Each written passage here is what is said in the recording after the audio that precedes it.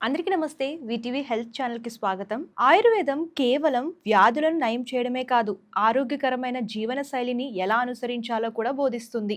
ఈ మధ్య కాలంలో అందరినీ వేధిస్తున్న భూతం డయాబెటీస్. ఏజ్‌తో సంబంధం లేకుండా చాలా మంది షుగర్‌తో బాధపడుతున్నారు. దీని నియంత్రణకు ఆహారం, ఔషధం, జీవనశైలి అనే 3 ముఖ్యమైన అంశాలు ఎంతగానో ఉపయోగపడతాయని ఆయుర్వేద నిపుణులు చెప్తున్నారు. మధుమేహంతో బాధపడే వారికి ఆహారం చాలా ముఖ్యం. నెమ్మదిగా జీర్ణమయ్యే ఆహారాలు రక్తంలో గ్లూకోజ్ స్థాయిలను అదుపులో ఉంచుతాయి. బార్లీ, గోధుమ, పాత బియ్యం, సజ్జలు, జొన్నలు వంటివి ఆహారంలో చేర్చుకోవడం మంచిది. కాకరకాయ, వేప, తులసి, ఉసిరి, మెంతి వంటి చేదు, వగరు రుచులున్న పదార్థాలు ఇన్సులిన్ సున్నితత్వాన్ని పెంచుతాయి.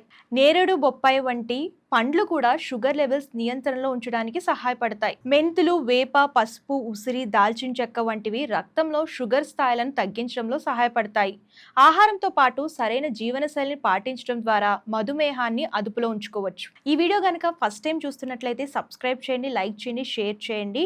అలాగే మీకు ఇంకా ఎలాంటి హెల్త్ టిప్స్ కావాలో కామెంట్ రూపంలో తెలియజేయండి. Thank you.